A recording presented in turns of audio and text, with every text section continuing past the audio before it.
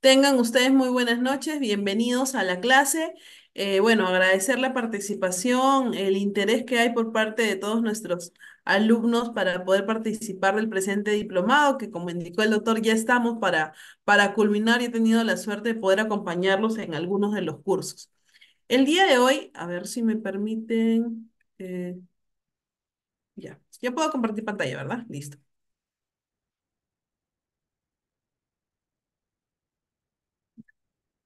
¿Me confirman si se logra ver, por favor? Sí, doctora Natalia, sí se puede visualizar. Perfecto. El día de hoy tenemos el tema de la gestión de documentos electrónicos. Miren, a lo largo de este diplomado hemos tratado de enseñarles a ustedes algunas pautas, además de eso, mostrarles cuál es la base legal, ¿ok? Las normas que corresponden a nuestra legislación que involucran la importancia de la modernización, ¿no? Además de ser una política pública en este caso, la modernización ha abarcado muchos sectores. Y principalmente, pues, lo que corresponde al trámite documentario, a la gestión documental que se va a dar en las diferentes instancias de las entidades públicas y también en las privadas, porque cuando nosotros hemos hablado sobre el tema de la digitalización, sobre el tema en este caso de la norma técnica 392/2015, hemos visto de que esto no solamente es aplicable a un sector que es el público, sino también hoy en día está abarcando al sector privado. ¿Y por qué? Vivimos actualmente en una sociedad que se preocupa mucho por el tema del medio ambiente.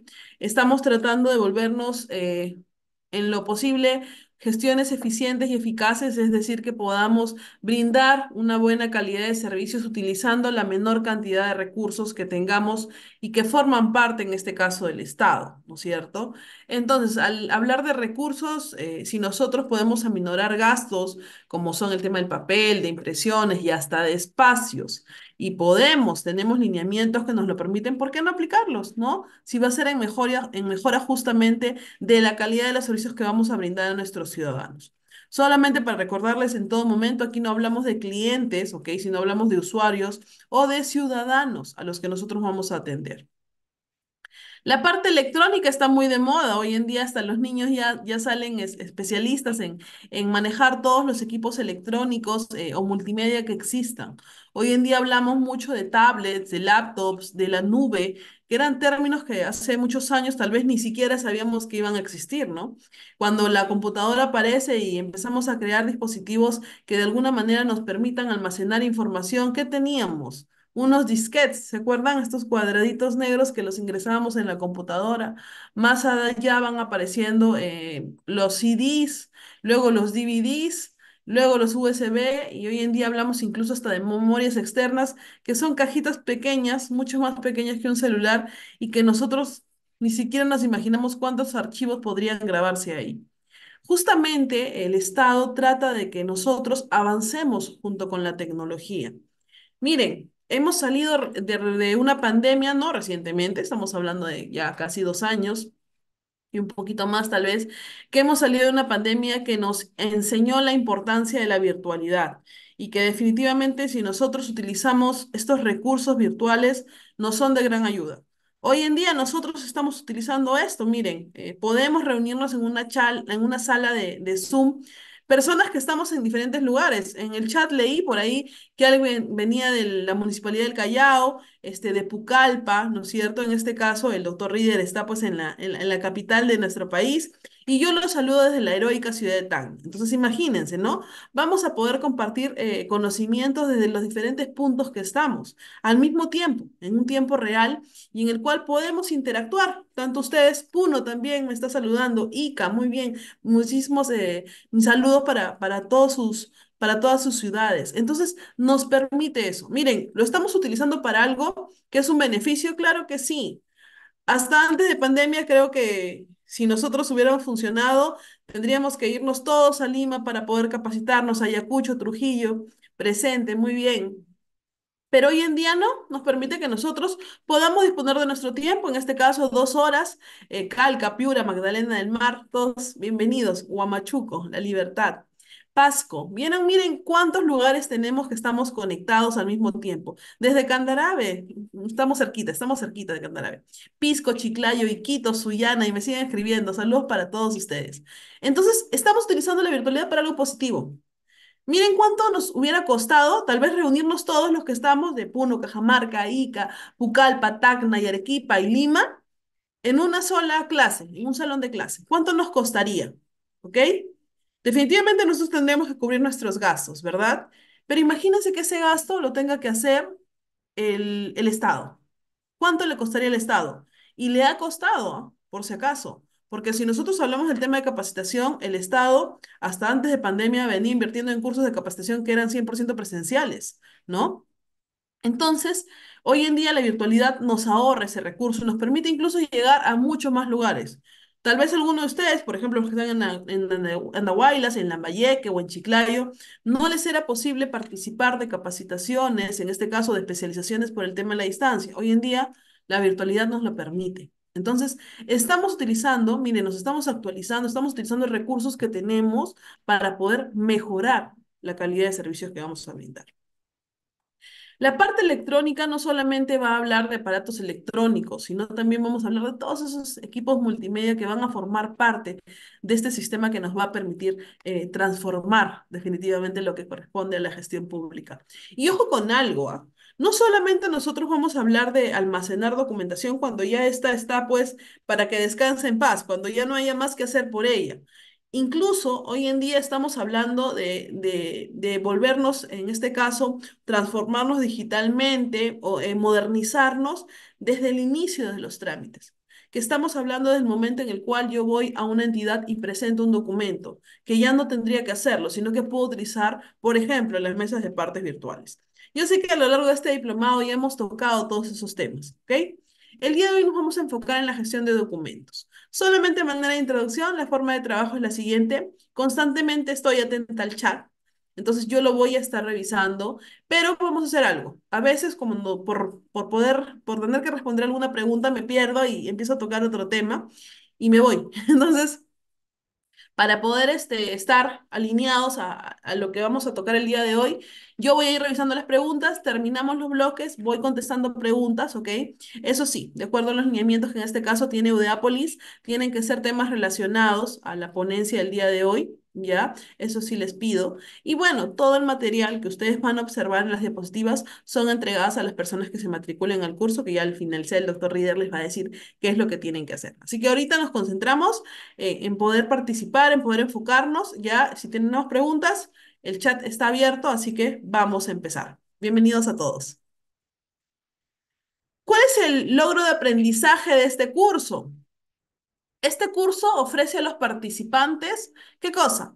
Herramientas, conocimientos necesarios para que ustedes puedan diseñar, implementar, administrar sistemas eficientes de gestión electrónica de documentos en instituciones públicas y privadas.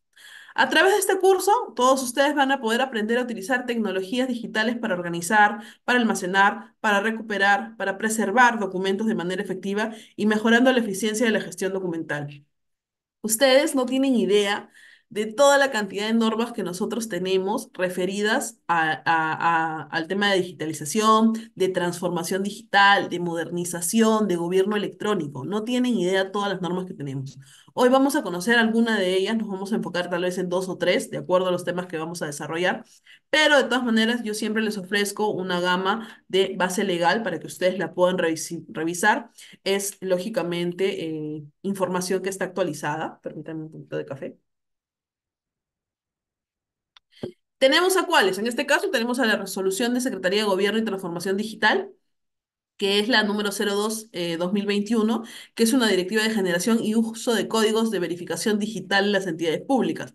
Los famosos CBDs, de los cuales también ya hemos hablado, cómo se constituyen, ¿no? Y por qué son importantes. Porque estos códigos de verificación digital nos van a permitir a nosotros poder, como su nombre lo dice, verificar que esta información sea información real, porque utiliza unos códigos que son, pues, que no se repiten, porque trabajan en milisegundos los códigos cuando se generan y lógicamente están pues referidos a la transformación digital. Tenemos a la ley 27269, que es la ley de firmas y certificados digitales. Estamos dejando de lado el papel, ¿verdad? O de alguna manera queremos automatizar muchos sistemas, entonces la firma digital se ha vuelto algo muy importante en estos tiempos. ¿Qué necesitamos para esto? Bueno, un lector, un DNI electrónico, los documentos en PDF y descargarnos el sistema que nos ofrece el Estado peruano. Tenemos el decreto legislativo 1412, que justamente va a aprobar la ley de gobierno digital. Este decreto legislativo en realidad es muy interesante, es muy importante, trae con él muchas novedades, ¿ok? Siendo en realidad que va a ir de la mano, como por ejemplo normas como la Constitución Política del Perú, que habla justamente de toda esta aplicación de la tecnología que nosotros vamos a darle. Además de eso, tenemos otras normas que se van a dar. Este decreto legislativo que aprueba la ley de gobierno digital, en realidad se establece en un marco muchas veces de gobernanza para mejorar esta gobernanza, ¿ya? Para poder generar, por ejemplo, una adecuada identidad digital, qué son los servicios digitales, qué consiste la arquitectura digital, la interoperabilidad, la seguridad digital, los datos, porque justamente con esas nuevas normas también se podrían generar nuevas faltas y delitos, ¿no? También vamos a hablar del régimen que se va a aplicar de modo transversal a todas estas tecnologías digitales, ¿no? Ya que estamos entrando en la era de la digitalización de procesos y la prestación de servicios digitales. Miren, nuestro Estado viene incluyendo dentro de su normativa y dentro de su puesto programas que nos permitan a nosotros aprender, ya, ser parte de la transformación digital. Se está implementando mucho a nivel de lo que es ya el almacenamiento final, estoy hablando de archivos, pero no solamente en esto, sino que nos está permitiendo que nosotros abarquemos parte, por ejemplo, ¿no? Desde el momento en que el documento ingresa a la entidad y cuál es el trámite correcto y seguir los flujogramas y todo, ¿no? Entonces, como usuarios, hoy en día el gobierno se está preocupando mucho por mejorar la calidad de servicio que tenemos en el tema documental. Además, tenemos al decreto de urgencia 07/2020, que es un decreto de urgencia que aprueba el marco de confianza digital y dispone medidas para su fortalecimiento. El decreto supremo 052/2008, que es un decreto que aprueba el reglamento de la ley de firmas y certificados digitales y sus modificatorias. ¿Ok? El tema del decreto de urgencia 06/2020, que es un decreto de urgencia que crea el Sistema Nacional de Transformación Digital. ¿Ok?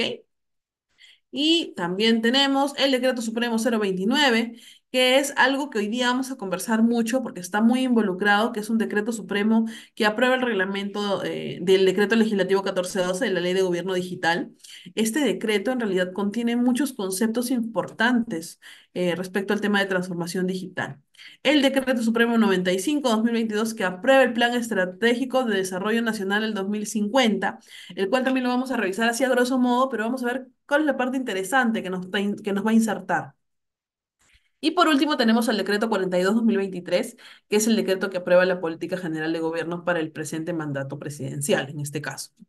Miren, aquí falta base legal, yo la sé. Me van a decir, ah, pero usted no ha puesto lo del tema de la modernización, falta todavía el tema de la introducción o de los planes estratégicos del gobierno digital. Eso ya lo hemos mencionado en cursos anteriores, entonces a mí me parece que ya sea repetitivo, ¿no? No viene al caso, pero esto se va a referir principalmente a la parte de la gestión de documentación electrónica. Miren, justamente a veces me piden las normas, me dicen, doctora, las normas, pásenos el link. Entonces, ¿qué estamos haciendo? En el material yo les estoy incluyendo de esta forma el nombre de la ley, en qué consiste y un link que les permite tener el acceso. Estas normas son 100% públicas, están en el sistema, bastaría que ustedes pongan el número de la normativa para poder encontrarlo, pero a veces nuestra duda es cuál es la última actualización o cuál es su periodo de vigencia, o la habrán derogado, o la habrán modificado, entonces de alguna forma les vamos a prestar este apoyo, ¿ok? Tenemos el Decreto Supremo 052/2008 que habla sobre la Ley de Firmas y Certificados Digitales. Esta norma justamente nos detalla cuál es la importancia de las leyes, de las firmas, de los certificados digitales, cuál es la diferencia en este caso, ¿no? Entre un certificado digital que se pueda dar. Pero además de eso, nos trae consigo la importancia que tiene respecto a cómo nos va a ayudar documentalmente. Dentro de las políticas del Estado tenemos una muy importante que es la simplificación administrativa. La simplificación administrativa nos indica de que nosotros debemos de crear métodos para que, como su nombre lo dice, simplifiquemos ciertos trámites y no nos demoremos tanto. Muchas veces un documento por un tema de carga laboral en realidad demora más tiempo en tener que trasladarlo hacia el área final que en poderle dar una solución. ¿Quién se perjudica aquí? El ciudadano. Entonces, de alguna manera, la parte digital, la parte electrónica, nos va a minorar todos esos tiempos. ¿Ok? Se los dejo ahí para que ustedes lo puedan revisar. Vamos a introducirnos en el tema de la transformación digital y de la gestión electrónica. ¿En qué consiste cada uno de ellos? Para ello, vamos a principalmente tocar el reglamento de la Ley de Gobierno Digital, que hace rato lo mencioné, igual, aquí abajito está el link, ¿ok? Donde nosotros podemos ingresar y podemos verificarlos. Les pido un favor, las personas que me están levantando la manito, yo estoy completamente dispuesta a poder atender sus dudas y preguntas, pero terminando el bloque, ¿ok? Para no poder distraernos. Si no, vayan escribiendo por el chat y no se preocupen, yo también los voy a leer y les voy a contestar. Si todavía no les voy contestando es porque estamos todavía hablando sobre algunos temitas, ¿ya? Este decreto de urgencia tiene un aproximado de 36 páginas, si no me equivoco. Para mí, más que un decreto, es una especie de manual. Nos dice el punto y coma de cómo es que nosotros tenemos que irnos introduciendo al mundo de la transformación digital, como su nombre lo dice, ¿ok? Vamos a ver algunos de estos puntos. Miren, en realidad la transformación digital es un proceso continuo, disruptivo, estratégico, de cambio cultural, que se sustenta en qué? En el uso de tecnologías digitales, ¿ok? Sistematización y análisis de datos para generar efectos económicos, sociales y de valor para las personas. Yo estoy segura que dentro de nuestra sala hay alguien que es ingeniero electrónico o en este caso o ingeniero de sistemas. Ustedes conocen mucho más que nosotros la parte técnica de esto y en realidad sus aportes son muy interesantes. De una parte vamos a tener al Sistema Nacional de Transformación Digital, permítanme cambiar de puntero, listo, que trae consigo cuatro piezas primordiales, ¿ok? La educación digital, la economía digital, el Estado digital y la conectividad digital. Miren, yo quiero que en este punto nosotros nos enfoquemos y veamos lo siguiente. Ya tenemos una norma que nos determina que nosotros vamos a introducirnos a este mundo digital, es decir, vamos a volvernos un estado digital. ¿Sí o no? Definitivamente, cuando yo hablo de estado digital, voy a tomar en cuenta dos cosas. ¿Cuál es mi punto y hasta qué voy a abarcar yo o cuánto conozco, ¿no? sobre el tema digital?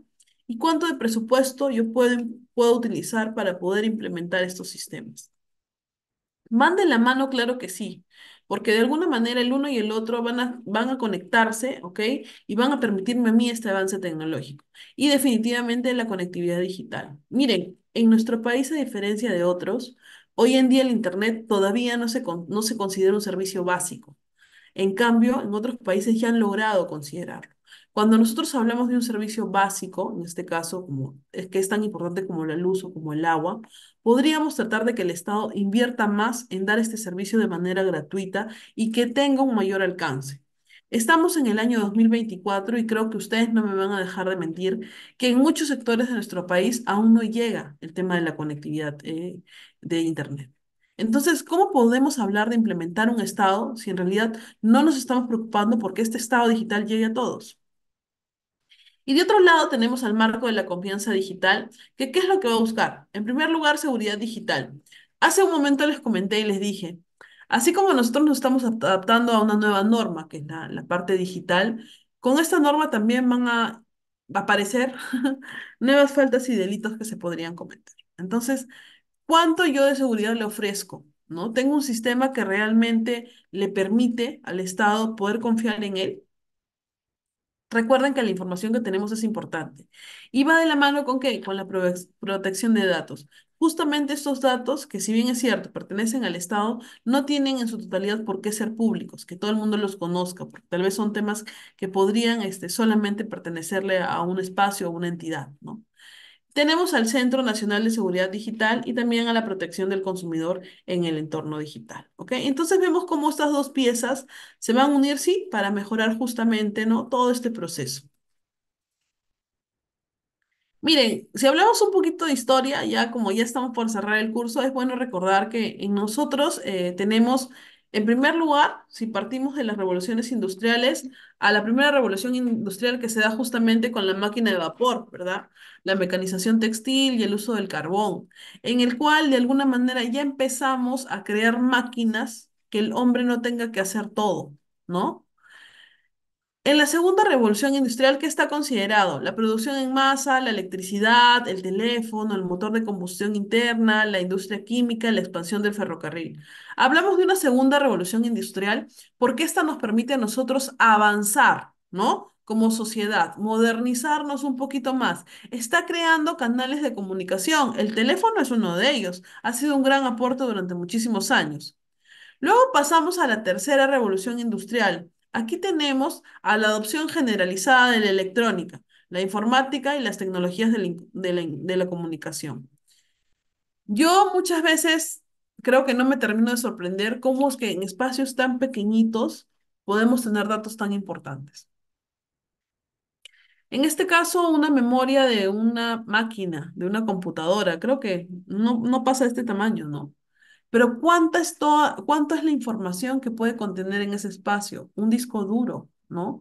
Un USB que es tan pequeñito a veces, ¿no? Entonces imagínense todo lo que hemos logrado con la tecnología.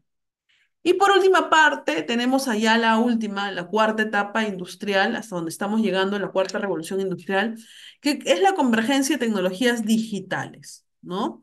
Físicas, biológicas, impulsadas por la inteligencia artificial, el Internet de las cosas, la realidad virtual, la impresión 3D, la nanotecnología y tecnologías emergentes. Eh, bueno, yo no soy tan antigua, pero yo recuerdo que cuando aparece ese tema de internet, todos íbamos a cabinas de internet, alquilábamos por horas. Eran muy pocas las personas que tenían una computadora con internet en sus casas, ¿sí o no? A un inicio. Luego esto se va generalizando, bueno, se vuelve más fácil el que nosotros podamos acceder a una computadora y a internet en casas, ¿no? Como un servicio adicional. Luego de eso hemos pasado a los celulares, que se vuelven aparatos, pues, que forman parte de nuestras vidas a diario. Aparecen también las laptops, ¿no? Que son mucho más portátiles y las puedes llevar a cualquier lugar.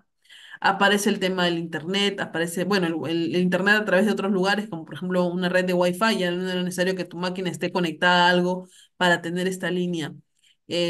Luego tenemos también, además del 3D, tenemos este celular, viene con él y trae consigo qué, las famosas videollamadas. ¿Quién iba a pensar que nosotros íbamos a poder comunicarnos de esta forma, ¿no? En tiempo real. Y bueno, hablamos también del 3D, hoy hablamos de los hologramas, ¿no? Ustedes han visto, a mí me sorprendió la primera vez que en televisión hablábamos de hologramas y ponían pues a la persona tal cual, al presidente, en un holograma real saludando en este caso, y se ve tan real, ¿no? Tenemos al tema del 3D, que definitivamente ponernos unos lentecitos cambia todo, ¿no? Y bueno, además de eso, la nanotecnología y el tema que está de moda, la IA, ¿no? La inteligencia artificial. ¿Hasta qué punto esta va a poder desarrollarse? Y es más, hoy en día hay muchos estudios y muchos autores han escrito sobre si realmente esta inteligencia artificial es positiva o negativa para la humanidad. Yo considero que es como todo recurso. O sea, va a tener su parte mala, ¿ya? Porque, bueno, el ser humano es así, ¿no? Siempre nos gusta sacarle la vuelta a la norma, pero va a tener también su parte buena, que definitivamente podría traernos muchos avances y mejoras, al menos a nosotros como ciudadanos, ¿no? Como trabajadores, etcétera. Uno de sus compañeros nos dice lo siguiente: hablar de digitalización es un mundo muy amplio. Definitivamente, yo no les podría terminar de dar una clase de digitalización. Contiene diferentes indicadores para pasar del soporte de papel a un soporte electrónico. Si en estos momentos tenemos dificultades en la implementación de repositorios del archivo central o archivos deconcentrados, ¿cómo garantizar el cumplimiento de las entidades en los tres niveles de gobierno? Mi querido Roque Vázquez, nosotros no vamos a decir que este ingreso a estas tecnologías van a ser de manera inmediata, porque como todo va a tomar su tiempo. Miren, cuando nosotros hablamos de entidades públicas, en un inicio, estas entidades públicas se creaban por leyes nada más y se reglamentaban y ahí quedaba. Hoy en día hablamos que las entidades tienen toda una serie de manuales o de documentos de gestión que les permite elaborar de mejor manera. ¿Sí o no? Entonces, ¿y esto se ha ido dando con qué? Con las realidades. Nosotros, miren, hoy en día, hoy tengo gente de Ica, tengo gente de Pucallpa, tengo gente de Huamachuco, tengo gente de Arequipa, leí por ahí también, de Puno. Ninguna realidad es igual. Hoy en Tacna está haciendo ya empezó el frío, ya empezamos el frío, pero no es un frío todavía muy penetrante ni tampoco incontrolable, ya, pero estamos teniendo garúas en la mañana, muy temprano y en la tarde, eso de las, perdón, no tarde, sino en la media mañana, eso de las 11 tenemos un tremendo sol, porque así es nuestro clima en nuestra ciudad. Este clima va cambiado o va acompañado de factores climatológicos que pueden generarme enfermedades, que pueden generarme hasta problemas de accidentes de tránsito, porque nosotros amanecemos con una neblina que le llaman la camanchaca, que de verdad no puedes ver en algunos casos. Entonces, van a darse muchos problemas, ¿ya? Que tal vez no los tenga Puno porque ya está acostumbrado al frío, porque se ha ambientado el tema de las lluvias, tiene forma de poder en este caso que todo el agua que se acumula pues vaya direccionada a un lugar. En Pucallpa tal vez sucede lo mismo, tienen sistemas que les permiten que cuando haya lluvias muy fuertes, estas simplemente no se absorban y se vayan a los buzones y ya no genere pues estas inundaciones, pero tal vez en algunas partes del país no se dé. Entonces, las realidades van a ser 100% distintas y de ninguna manera yo podría pedir que algo se implemente de la misma forma en el mismo modo. Un gran ejemplo fue la pandemia. Cuando nosotros hablamos de la pandemia, ustedes mismos lo han visto. En algún lugar teníamos picos de contagios y en otros simplemente no teníamos contagios. En algún lugar ya teníamos gente vacunada y en otro lugar no teníamos gente vacunada. Todo es progresivo, Roque. Entonces, ¿qué podemos hacer nosotros como parte del Estado? Simplemente, siempre, en primer lugar, tratar de cumplir la normativa. Las normas, cuando se crean, no son tan difíciles de implementar. Solamente hay que leerlas con detenimiento, ¿ya? Ah, ya, pero profesora, porque usted es abogada, pues, ¿no? Se le hace fácil. No, las normas, si ustedes se dan cuenta, no están creadas solamente para abogados, están creadas para cualquier ciudadano. Yo sé que el tema de los archivos centrales es un gran problema y creo que lo he repetido. Lamento poder decir de que las entidades a veces no toman la importancia debida a los archivos, cuando los archivos, en realidad, no solamente los centrales, los archivos regionales, los archivos periféricos, deberíamos de tener personal que esté capacitado para poder actualizarlos, porque ahí guardamos parte de la historia y antecedentes de nuestras entidades. Y muchas entidades no le toman la importancia de vida. Definitivamente, yo estoy de acuerdo. Para mí sería genial que hasta el mismo gobierno central, así como a veces nos hace transferencias para poder implementar, qué sé yo, una emergencia sanitaria, una emergencia por el tema de lluvias o de clima o de cambios climatológicos o desastres naturales, también nos implemente y nos brinde donaciones, nos brinde transferencias para poder nosotros invertir en los archivos. En las municipalidades, ¿por qué no incluir este tema dentro de una de las metas del plan de incentivos?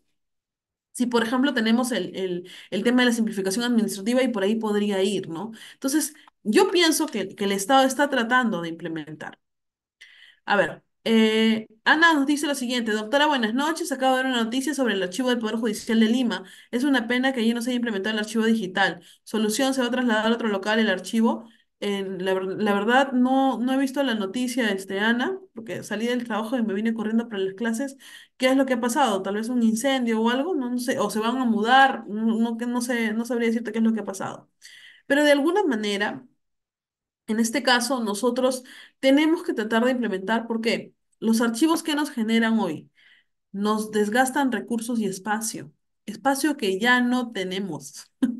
Porque imagínense que un archivo tenga cierta información que del año 2000 y en el 2021 llega otra información y en el 2022, 23, 24 y en algún momento ese espacio va a colapsar, ¿no? Si nosotros hablamos de todo eso, reducirlo y volverlo a la parte digital, estaríamos hablando que toda esa información tal vez la podríamos tener en un USB. Yo sé que no es el medio ni el mecanismo, solamente un ejemplo. Entonces, tenemos que tratar de nosotros priorizar y hacer un buen uso de los recursos del Estado, ¿ok? Eh,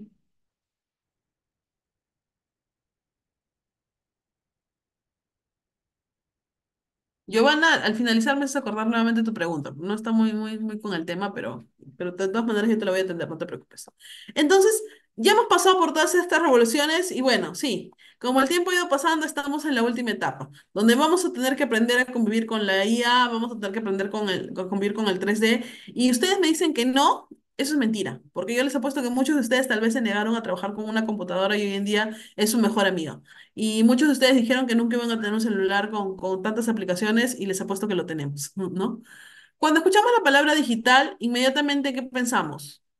Particularmente en una computadora con internet, tal vez en un celular y en definitivamente información que voy a generar a través de este aparato, como una tablet o un celular. Pensar en digital en estos tiempos nos lleva a pensar en tecnologías como qué. Tenemos diferentes tipos de tecnologías. Tenemos a la IA, a la inteligencia artificial, al Internet de las cosas, a la Big Data, a blockchain, a la ciencia de datos, al computing. Ya, profesora, pero yo no entiendo mucho y la verdad yo tampoco.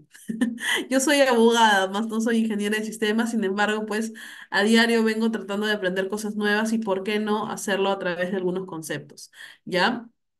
La inteligencia artificial, ¿qué va a hacer? Es un campo de la informática que se enfoca en crear sistemas que puedan realizar tareas que normalmente requieren de inteligencia humana, como el aprendizaje, el razonamiento y la percepción.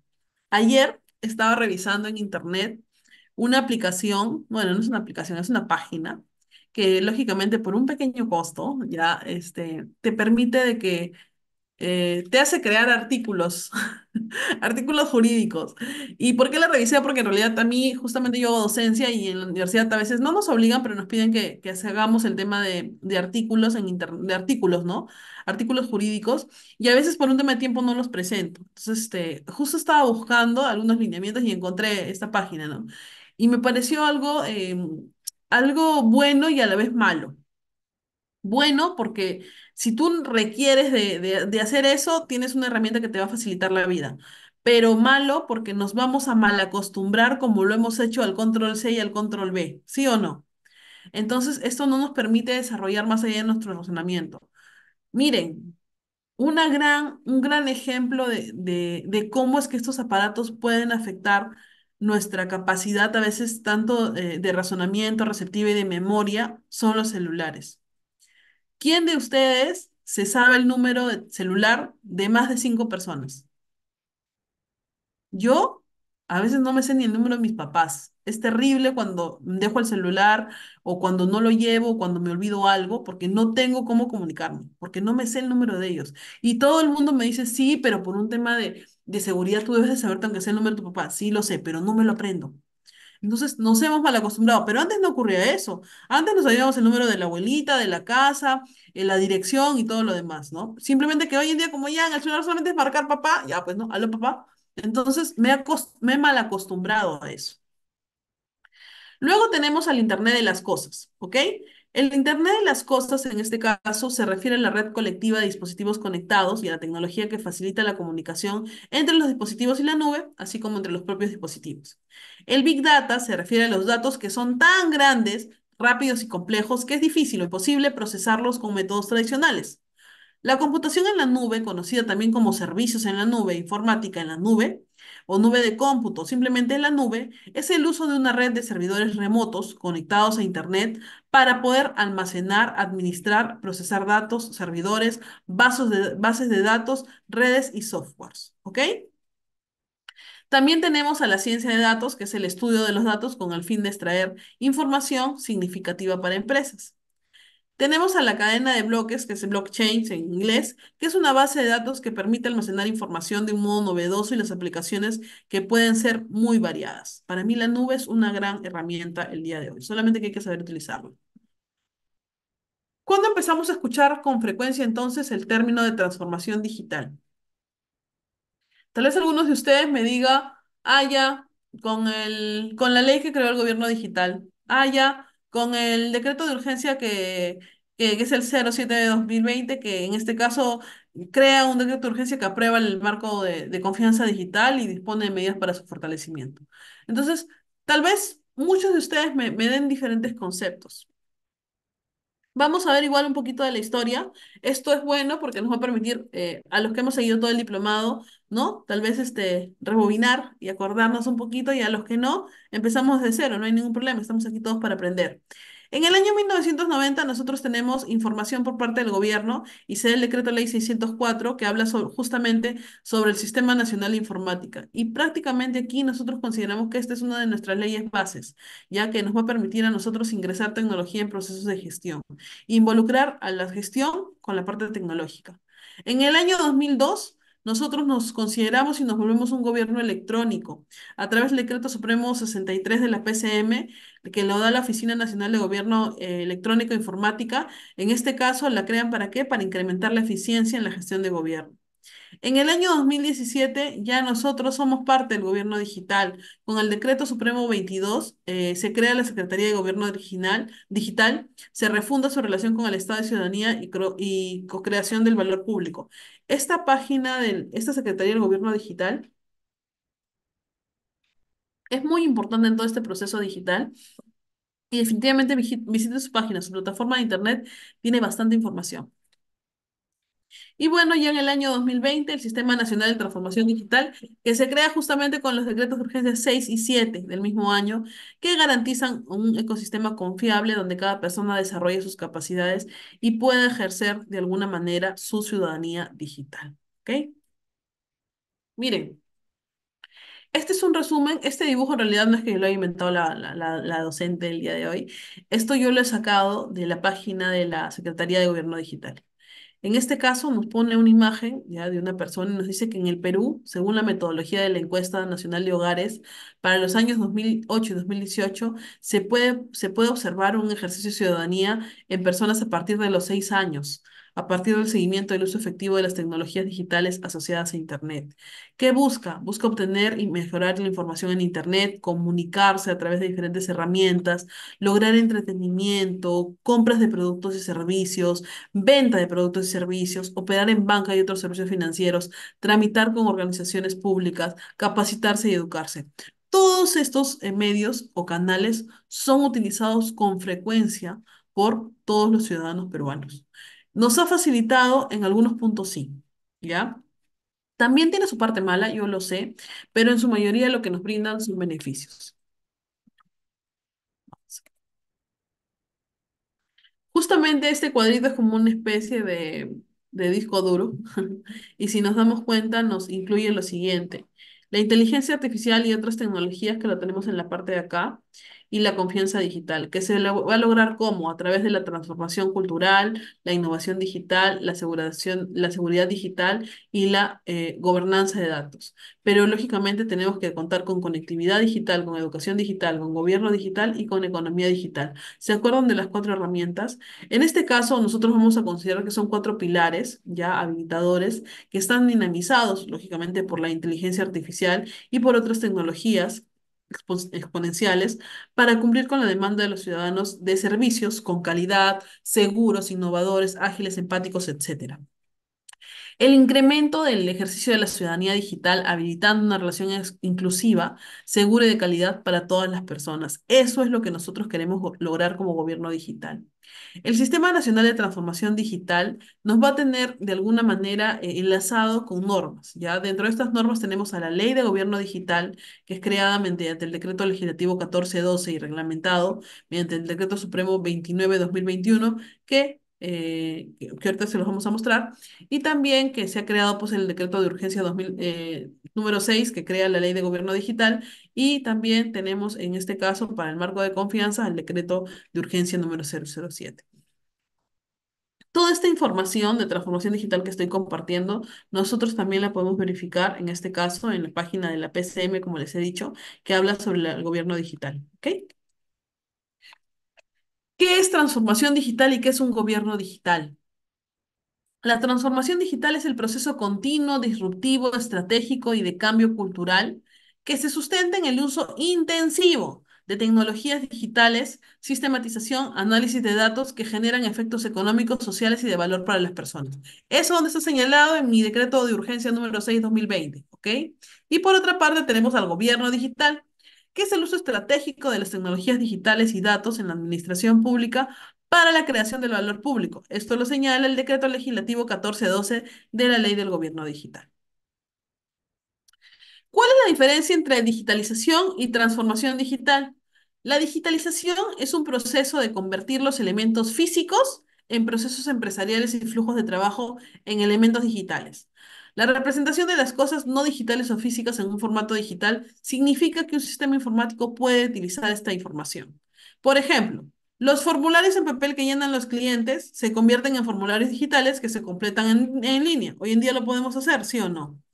La información digital puede utilizarse para el análisis de la información empresarial. En una empresa, las iniciativas de digitalización pueden incluir proyectos como modernización de sistemas heredados, automatización de procesos manuales, traslado a un sistema de Internet. No obstante, la digitalización por sí sola no es transformadora. La digitalización es un primer paso importante para el proceso de transformación digital. La transformación digital tiene un alcance mucho más amplio que crea un cambio de cultura predominante en la organización. ¿Quién hoy en día no utiliza un software para algo dentro de su trabajo? Es más, hasta a veces luchando y en contra de él usamos al Excel como una gran herramienta, ¿no? Entonces ya estamos nosotros tratando de organizarnos tecnológicamente. La idea principal del gobierno digital es el poder crear valor público para el ciudadano, ¿ok? Nosotros como entidades públicas estamos para brindar un servicio de calidad. Cuando el ciudadano acude a mí, definitivamente tengo que tratar de hacer lo mejor por él porque se lo merece. Yo trabajo no para él, trabajo para una entidad pública que le brinda un servicio a él.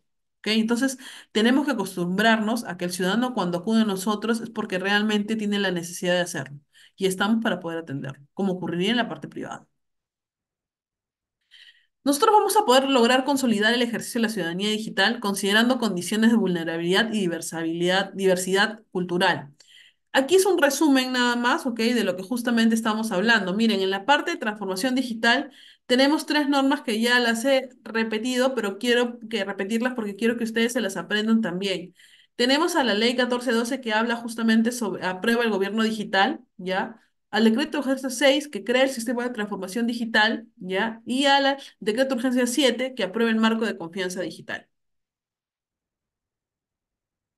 En lo que corresponde a planeamiento estratégico, tenemos una política de Estado 35 del Acuerdo Nacional. Tenemos el Decreto Supremo 95 que aprueba el Plan Estratégico de Desarrollo Nacional del 2050. El Decreto Supremo 42-2023 que aprueba la Política General de Gobierno para la presente del mandato presidencial. Y la Política Nacional de Transformación Digital que se encuentra en la fase de aprobación aún. Estamos hablando de eso desde el año pasado. Miren, ¿por qué hablamos del Decreto Supremo número 92/2005 que justamente yo les mencioné que habla de Perú 50? Porque de alguna manera esta norma, ¿ok? Señala lo siguiente dentro de uno de sus lineamientos. Dice que uno de los lineamientos de política número 4 es el de poder acelerar, en este caso, la transformación digital para la generación de valor en la sociedad buscando la incorporación, el aprovechamiento de las tecnologías digitales en los ambientes sociales, productivos y organizacionales, y la sistematización y análisis de datos para generar efectos económicos, sociales, de valor para las personas cuyo acceso, uso y apropiación se realice de manera ética y segura. Dentro de este decreto supremo hace mención de dos objetivos nacionales. En primer lugar, el 3 que dice elevar los niveles de competitividad y productividad con empleo decente y en base al aprovechamiento sostenible de los recursos, el capital humano, el uso intensivo de la ciencia y la tecnología y la transformación digital del país. Y en el objetivo nacional número 4 tenemos el de garantizar una sociedad justa, democrática, pacífica y un Estado efectivo al servicio de las personas en base al diálogo, la concertación nacional y el fortalecimiento de las instituciones. ¿Ok? Justamente el Decreto Supremo número 42/2023 habla en su disposición quinta, dice lo siguiente: las entidades públicas hacen uso intensivo de las tecnologías digitales y datos para el cumplimiento de la política general de gobierno para el presente mandato presidencial en el marco del proceso de transformación digital. Es decir, estamos aceptando que nos estamos viendo un gobierno digital. Este gobierno digital va a tener un líder, un comité, un plan de gobierno digital. El líder del gobierno que está en la cabeza es el responsable de coordinar los objetivos, acciones y medidas para la transformación digital de las entidades. El comité de gobierno, que es la base de este líder, va a permitir formar un equipo multidisciplinario encargado de agilizar la transformación digital en las entidades gubernamentales. Lógicamente, ¿de qué? De la mano de su base, un plan de gobierno digital, que es un instrumento para la gestión y planificación del gobierno digital en la administración pública. Aquí les dejo algunas normas que les van a seguir servir a ustedes como antecedentes. Además de eso, el Estado crea una guía de transformación digital de gobierno. Miren, en realidad yo les estoy resumiendo esta norma de casi 36 páginas en solamente estas diapositivas para hacerlo muy entendible. Igual les estoy dejando los links para que ustedes puedan revisarlo de manera completa. Esta guía también tiene bastantes páginas, ¿ya? Es una guía que va de la mano en la elaboración del Estado con el BID, ¿ya? Y de alguna manera señala la necesidad de la transformación digital del gobierno que se evidencia de muchas formas. Por ejemplo, a través de los ciudadanos que quieren interactuar con el gobierno en línea para acceder a a la información, para acceder en este caso a los servicios que necesitan sin restricciones horarias, sin tener que trasladarse a una oficina física. Las instituciones públicas que funcionan solo con base en el papel no solo son más ineficientes en sus procesos, sino también menos eficaces en su propósito. Un gobierno digital no solo aprovecha al máximo las ventajas y la sociedad y la economía digital, sino que habilita y potencia su construcción. Uno de sus compañeros hace un momento mencionó de que en realidad no es posible que nosotros nos volvamos 100% tecnológicos o que en este caso el Estado no nos brinde el presupuesto necesario. Pero yo les comento algo. Yo he trabajado también en el sector privado, ¿ok? Durante un tiempo. Bueno, me quedo con el sector público porque es algo que me gusta, pero cuando trabajé en una empresa del sector privado pude observar algo. Esta empresa en la cual yo trabajaba funcionaba mucho con el tema digital. Un ejemplo, ellos ya no manejaban nada de papel, eran cero papel, tenían la política de cero papel. Ya, es más, todo tenía que estar digitalizado. Ya el papel no existía para ellos. Entonces el papel sí o sí tenía que volverse un archivo de PDF o una foto. No existía. Y ellos trabajaban todo con el correo electrónico, que tal vez muchos de ustedes hoy en día lo hacen con sus empresas. Y funcionaba tal cual los expedientes que hoy tenemos. O sea, yo mandaba un correo con adjuntos y le decía para que mi jefe inmediato lo revise y lo derive a la persona indicada.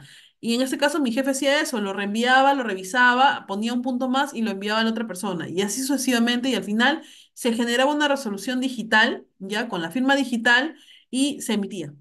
Entonces, yo veía que eso, ya, y en este caso nos pedían que nosotros siempre teníamos que tener el despacho del día. El despacho del día era todo lo que te lleva en tu bandeja de entrada durante el día. Para mí eso funcionaba genial porque no tenía que estar sacando copias de copias, no tenía que estar buscando, en este caso, foliar, imprimir, gastar, no, todo se resolvía electrónicamente. Entonces, yo ahora que estoy en el sector privado digo, ¿por qué no hacemos lo mismo? Si casi todos tenemos correos electrónicos, es más, la entidad te brinda un correo electrónico, entonces, ¿por qué no implementamos eso? La verdad aún no lo sé. He conversado con algunas personas y les he explicado mi idea y algunos me dicen, me dan la razón y otros me dicen que no, que en la gestión pública definitivamente tenemos que aprender a, a que todo funcione con papel, porque papelito manda, pero estamos mal. Porque miren, nosotros tenemos guías y lineamientos donde nos establecen que incluso nosotros hoy en día podemos fedatear documentación electrónica. O sea, una hoja que yo tengo escaneada, alguien puede venir y fedatearlo de que es copia original. Entonces, pero ¿cuántos de ustedes saben sobre los fedatarios electrónicos? O ya, ¿cuántos de ustedes tienen un fedatario electrónico dentro de su entidad? Creo que casi nadie, porque ni nosotros tampoco lo tenemos.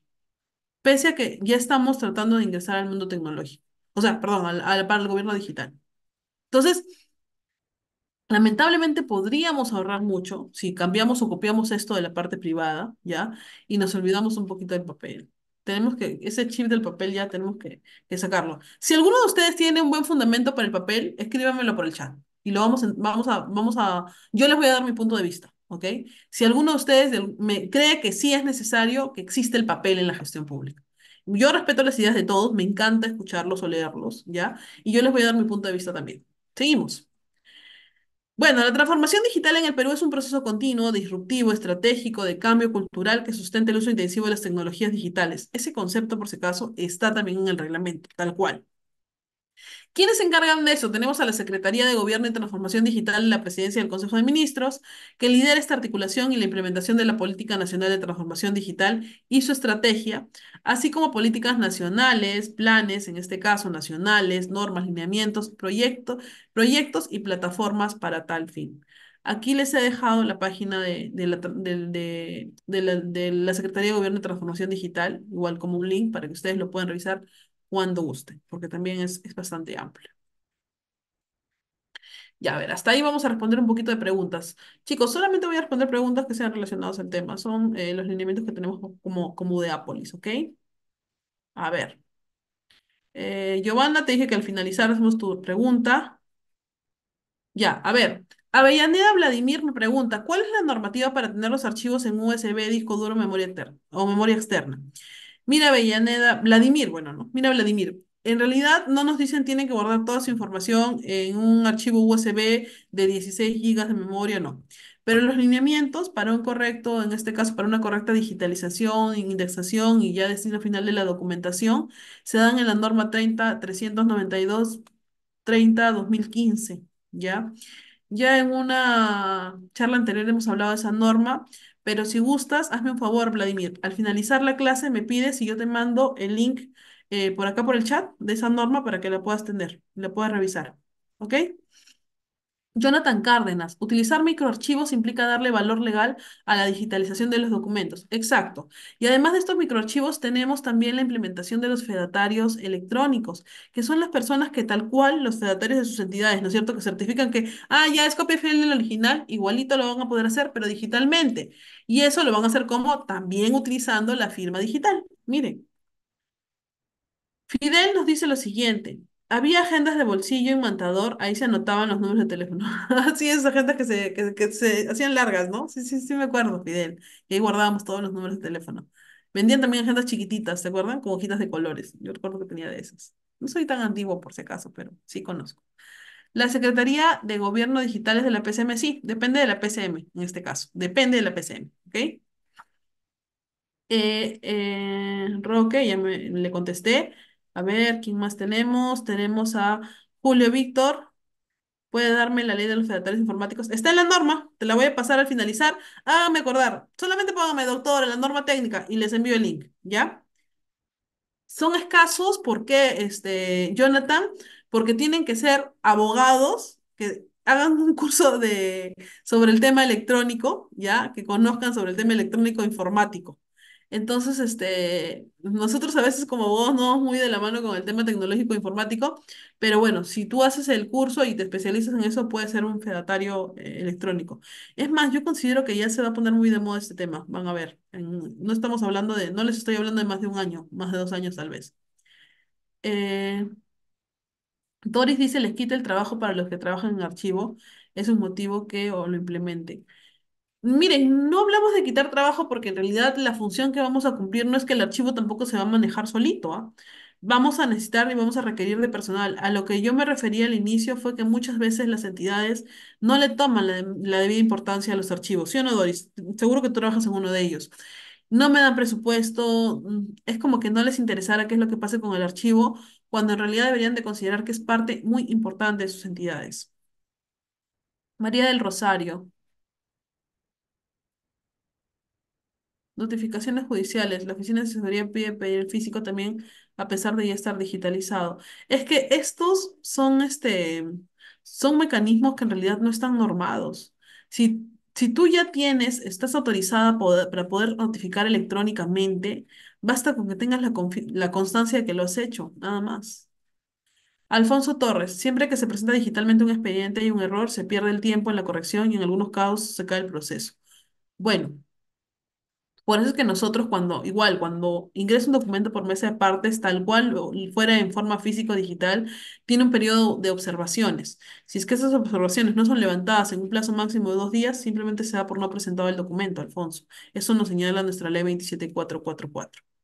Karen Velázquez, en el caso de expedientes siniestrados, ¿es obligatoria la reconstrucción del expediente en físico? Mira, particularmente ocurre algo muy curioso. Justamente yo estaba revisando ese tema de la reconstrucción de expedientes. En primer lugar, las entidades tenemos normativas internas, pero no requiere que este documento sea reestructurado en forma física al 100%. Es más, por ejemplo, nosotros que hemos hecho, hemos reconstruido algunos expedientes que nos ha pedido la Contraloría y los hemos visado solamente electrónicamente y con eso ha bastado. ¿Cómo implementamos el cero papel en nuestra entidad? Nace y parte de la decisión del titular de la entidad, Fidel. Es lo único que te podría decir. Si él tiene la intención, pueden hacer mucho con la directiva. A mí me encantaría que mi entidad empiece aplicando ya el tema del cero papel. Vivimos aún con las copias. El tema de las firmas electrónicas es que la mayoría de personal debe tener el DNI electrónico. Ah, ya, ese es el otro tema. Es lo malo, Lin. Sí, apoyo. Yo no tengo DNI electrónico, te cuento. No alcancé a inscribirme cuando hubo el tema de un periodo que dieron, ¿ya? Y, por ejemplo, si no tengo el DNI, no podría firmar digitalmente. Eso es muy cierto. Entonces, vemos, ¿no? El Estado, mire, implementa por una parte, pero tampoco termina de darnos. Y es que siempre ocurre esto, ¿no? Miren, cuando hablamos de pasaportes, hubo un tiempo que no teníamos pasaportes para imprimir y era todo un caos a nivel nacional. Entonces, imagínense. Bien, perfecto. Vamos a continuar entonces. Creo que hasta ahí hemos atendido preguntas. Vamos ahora con la plataforma digital de gestión documental. ¿Ustedes sabían que el Estado,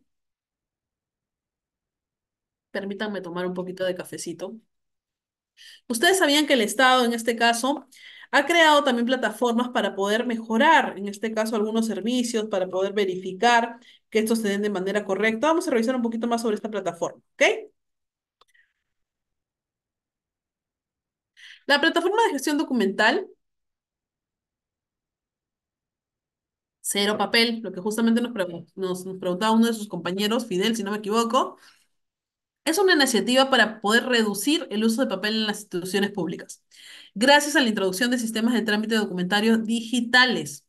Esta estrategia es impulsada por la PCM del Consejo de Ministros, por la Presidencia del Consejo de Ministros, e implementada a través de la Secretaría de Gobierno y Transformación Digital, que como se los he mencionado, se encuentra y es dependiente, en este caso, depende forma parte de la PCM. Para agilizar la implementación de esta medida, en el año 2017 se desarrolló un modelo de gestión documental aprobado por una resolución de gobierno digital, en el cual se definen los componentes y procesos para su implementación, lo que permitirá a las entidades interconectar adecuadamente sus sistemas de trámite documentario a través de plataformas de interoperabilidad del Estado. Ah, ya, entonces eso quiere decir que las entidades sí o sí tienen que tener una plataforma y tienen que crearse su propia página web. ¿Y qué ocurre si yo no tengo medios para crear mis páginas, ¿no? Tener estas plataformas. El Estado te apoya con eso. Crea plataformas, claro que con cierto espacio limitado, ya para que pongan información, pues, netamente importante, pero sin ningún tipo de costo. En este caso, justamente la funcionalidad de esta plataforma es la de poder acceder a información del Estado presentada de manera centralizada, acceder a la información institucional, a un catálogo digital de trámites y servicios que prestan todas las entidades públicas, así como sus sedes digitales. Realizar trámites, acceder a servicios y hacer un seguimiento incorporando mecanismos de seguridad y, cuando correspondan, mecanismos de no repudio. Esto está señalado en el artículo 31 del decreto 29/2021, que es el reglamento de la ley 1412. ¿Ok? ¿Cuál es la funcionalidad? En primer lugar, realizar reclamos y hacer seguimiento mediante la plataforma o libro de reclamaciones o la que haga sus veces, así como realizar denuncias.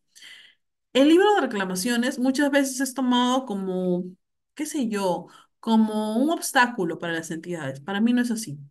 Yo el libro de reclamos lo veo como una posibilidad de que la entidad mejore el servicio que está brindando. Porque si tienes un reclamo es porque algo estás haciendo mal. Es como las críticas constructivas. A mí me encanta que la gente me diga, ¿sabes qué, Natalia? Deberías de hacer esto así mejor. O ¿sabes qué, Natalia? Haz esto. Miren, un ejemplo, cuando yo inicié con Yo te hablo rápido, ¿se han dado cuenta? Tengo la costumbre de hablar rápido.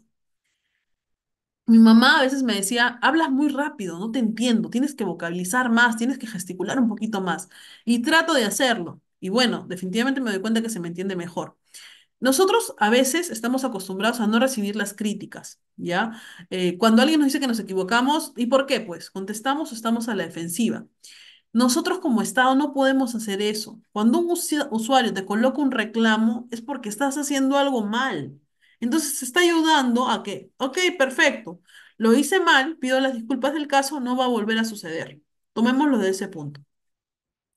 Presentar solicitudes, escritos u otro tipo de documento de soporte digital dirigidos a una entidad pública a través de la Plataforma Única de Recepción Documental del Estado peruano y, lógicamente, autenticar la identidad digital mediante esta plataforma.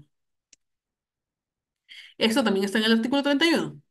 Además, acceder a un entorno personalizado y una carpeta ciudadana, acceder a la casilla única electrónica para la recepción de notificaciones digitales y revisión de bandeja de comunicaciones, acceder a información personal y familiar, así como datos de educación, trabajo, electoral, tributaria, ¿ok? Y esta es la plataforma. Aquí nosotros, en esta plataforma, vamos a poder observar los diferentes trámites o servicios de información del Estado peruano.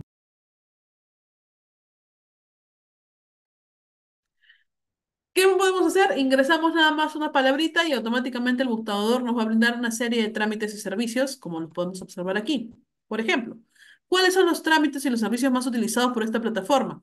Emitir recibos por honorarios, verificar si estás afiliado al SIS, consultar el estado de tu RUC, buscar procedimientos de selección para las entidades públicas, obtener un certiadulto, acceder a una mesa de partes, consultar el estado de trámite para tu entrega del DNI, atención para obtener un pasaporte electrónico, acceder a tu carnet de vacunación contra el COVID. Esos son los trámites más utilizados en Internet, que nosotros podríamos ingresarnos y automáticamente esta plataforma nos permite o nos deriva a estas áreas que son también brindadas por instituciones del Estado. Creo que ustedes han escuchado hablar de que la idea de un DNI electrónico es de que en ese chip se va a guardar toda la información. Y debería, ¿no? Porque en realidad, miren, si ya la SUNAT tiene información nuestra, si ya la RENIEC tiene información nuestra, si ya las municipalidades tienen información nuestra, si los bancos tienen información nuestra, ¿por qué es necesario que estemos pidiendo información como certificados negativos de tal cosa, certificado negativo de deuda y tanto, si solamente con ingresar mi documento me podría permitir, si es que el sistema funciona articulado, obtener esa información sin mayor trabajo? ¿Sí o no? ¿Cuál es uno de los logros de esta plataforma? Miren, en realidad se ha logrado que 24 entidades públicas implementen la PESA de parte virtual, que 800 documentos sean firmados digitalmente, que se generan por día en alguna entidad en promedio, que 1.600 documentos digitales son enviados a través de una mesa de parte virtual, ¿ok? Se ahorró 3.194 días de gestión administrativa con el uso de mesa de partes virtual, imagínense. Esto se ha logrado en 8 años de gestión administrativa ahorradas. También se ha obtenido 12 ministerios, incluido las PCM, se cuenta actualmente, ¿ok? Con la mesa de partes virtual. 11 organismos adscritos al poder que cuentan ejecutivo y dos entidades públicas autónomas que cuentan con mesa de partes virtual. Entonces, hemos visto que la introducción, al menos a estas plataformas, sí ha sido positiva. No solamente desde el punto de que nos estamos volviendo gobiernos digitales, sino que miren, estamos facilitando el acceso al ciudadano a una mesa de partes virtual. Es decir, que desde cualquier punto del país y a cualquier hora, él pueda, en este caso, presentar un documento. Pero profesora, las entidades tienen horarios de atención, es cierto, pero las mesas de parte se mantienen abiertas las 24 horas, los 7 días de la semana, los 365 días del año.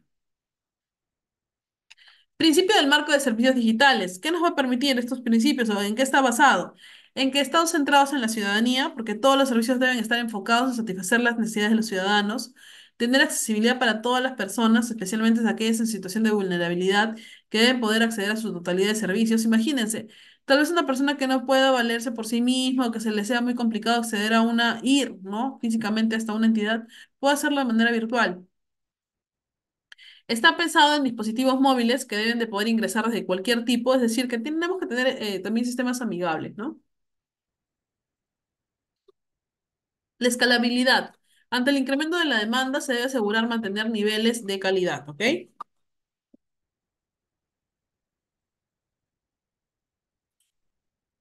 Miren, estas son todas y una. Son todas nuestras plataformas, en este caso, que tenemos, que están conectadas a la entidad uno, a la entidad 2, a la entidad 3 y están conectadas entre ellas mismas.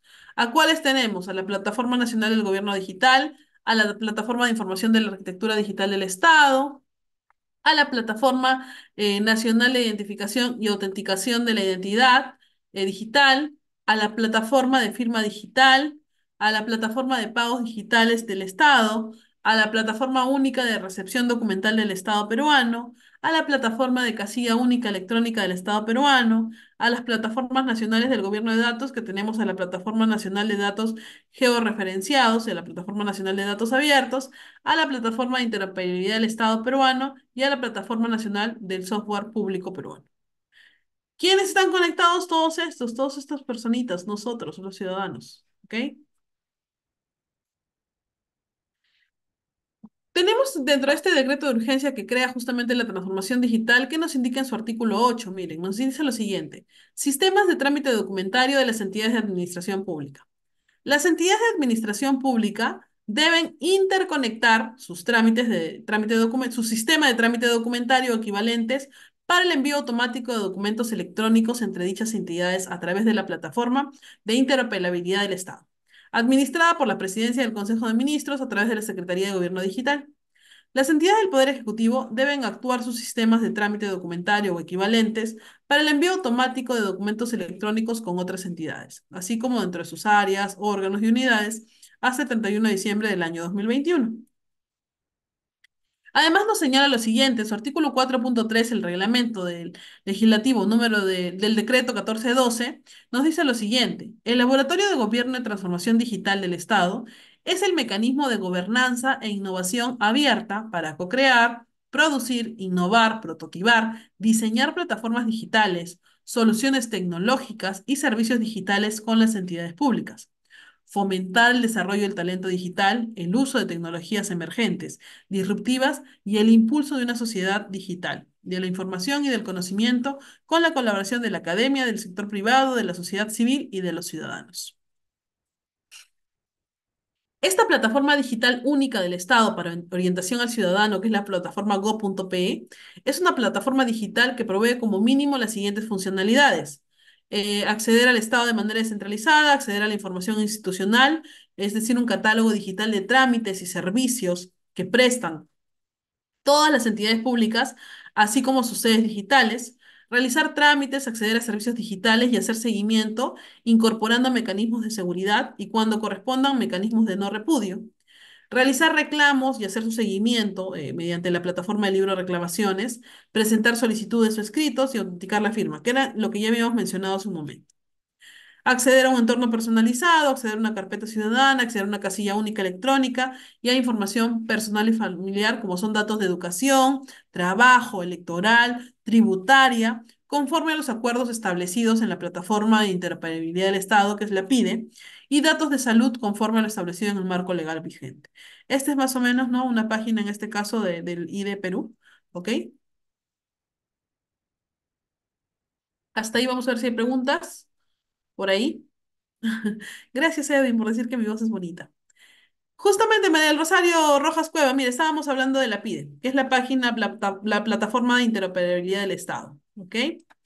Carlos Quirós, la política de cero papel no significa la eliminación del uso de papel, significa reducir el uso del papel. Claro que sí, Carlos, pero a la larga esta política, la idea es justamente ya llegar, ¿no?, al punto en que nosotros no tengamos que utilizar nada de papel. Tampoco estamos diciendo que vamos a eliminar todo el papel, no.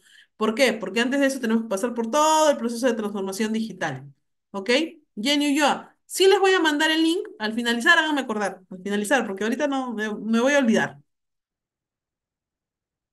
Esteban, la página de Certidumbre a veces no responde. Es una página que no depende, bueno, depende de la dirección de trabajo, ¿ya? Pero yo lo he hecho, ahí sí funciona, sí me ha arrojado el certificado. Solamente que hay un límite de veces, Esteban, revisa eso en los lineamientos.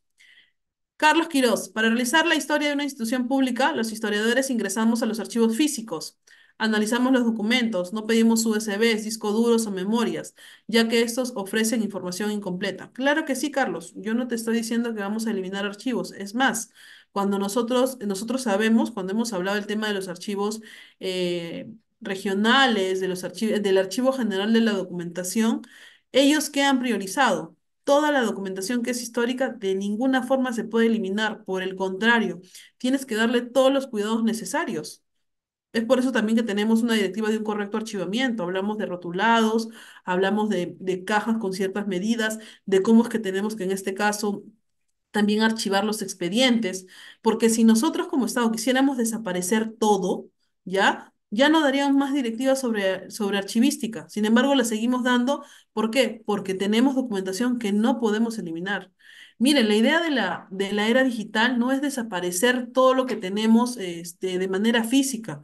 Si no, imagínense, ya no existiría nada de la historia, ¿no? Vamos y destruimos Machu Picchu porque no queremos saber más, o en este caso, qué sé yo, los mantos paracas que tenían este contenido histórico. Entonces, esa no es la idea, no es destruir simplemente para poder tener más espacio, sino que estamos entrando en una era en la cual nos tenemos que ir acostumbrando poco a poco a uno.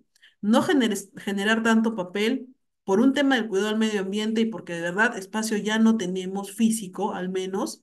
Segundo, porque teniendo más documentación nos genera un mayor mantenimiento esta documentación si hablamos del tema archivístico. Pero la documentación que ya tenemos, que la tenemos archivada, tenemos que guardarla y poder preservarla, como dice su compañera María del Rosario. Esa es la idea, exacto, preservarla.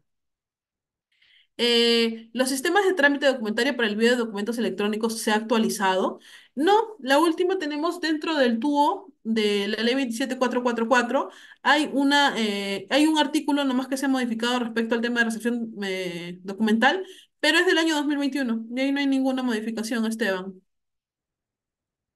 Fedatear es igual a certificar un documento. En realidad, miren, yo entiendo así el tema del fedateo. El fedateo es únicamente para poder hacer uso de este documento dentro de la entidad y el certificado es cuando nosotros ya podemos permitir que este uso de estos documentos sea para manera externa. Por ejemplo, un documento que pida la Contraloría te pide siempre copias certificadas, ¿no? Inclusive en las copias de transparencia, cuando tú pides copias certificadas de la documentación, porque va a salir de la entidad. La PIDE sufre caídas que no, Jonathan, la PIDE sufre caídas que no permite la interoperabilidad entre entidades. Esta plataforma solo permite despachar y recibir oficios con firma digital. ¿Qué te puedo decir, Jonathan? Miren, yo no sé si nosotros todavía tengamos una capacidad para poder articular todos los sistemas. Yo pienso que nosotros tenemos tres sistemas que son monstruos me refiero. La SUNARP, la RENIEC y el COFOPRI. Para mí estos tres sistemas son unos monstruos porque tienen no saben cuánta información que yo no me cabe en la cabeza que algún día podamos estar articulados y obtener información de esas tres entidades, porque es tanta la información que tienen, pero es donde el Estado también tiene que invertir en crear buenas plataformas, ¿no? Porque algunas son solamente plataformas de prueba, por eso es que no funcionan bien, la verdad.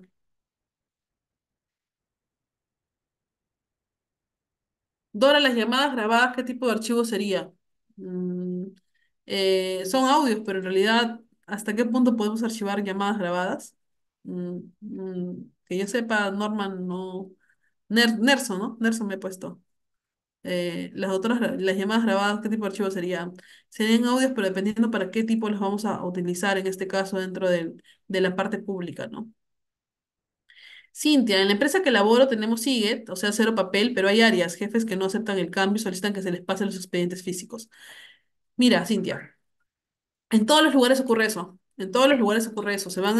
El todo cambio siempre no va a ser bien recibido, ¿no?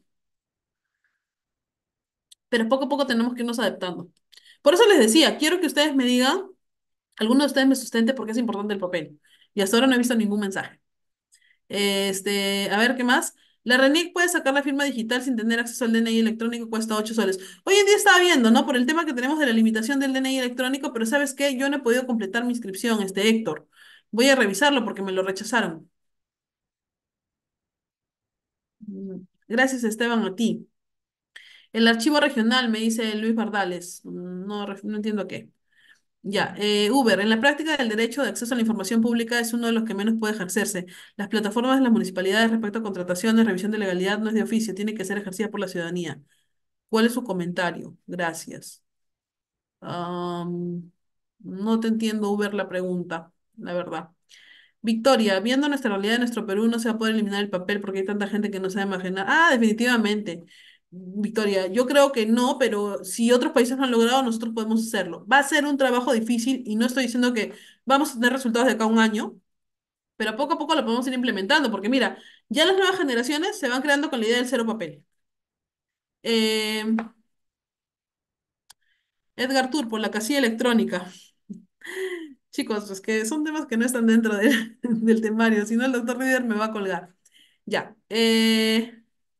Sí, las plataformas no están muchas veces actualizadas. Yo también reconozco eso, Esteban. Hasta a veces las páginas de las mismas entidades, ¿no?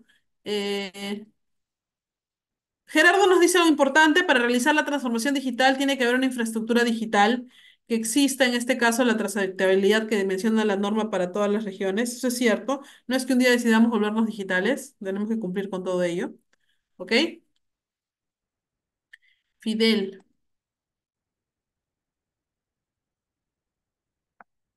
Fidel, hace unos años en mentira teníamos un sistema on base, que todo trámite era en red, pero nadie aceptaba, estaban acostumbrados al papel en físico. Sí, incluso yo me acuerdo que antes en las entidades compartíamos carpetas, ¿se acuerdan?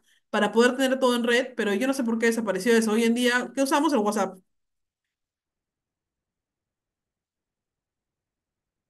Sí, pero tenemos que tener en cuenta, Jesús, que no estamos buscando eliminación de toda la información, ¿ah? O sea, hay documentación que se va a quedar en físico sí o sí, porque son datos históricos, trascendentales, culturales y de infraestructura que no podemos eliminar. Por ejemplo, un proyecto de inversión, ¿no? Ah, ya terminó el proyecto, mañana quemo todo. No, no funciona así, porque recuerda que yo tengo incluso 10 años para ver el tema de vicios ocultos, tal vez esta obra tenga problemas de acá a un año, se caiga, entonces no es que voy a eliminar todo. María Rosa, en mi entidad del MC Parte funciona mediante correo electrónico. Lo que está archivando son los correos electrónicos, pero en el año 2002 no se archivó y recién se está realizando, descargando todos los correos en PDF. ¿Alguna recomendación? Ay, qué terrible.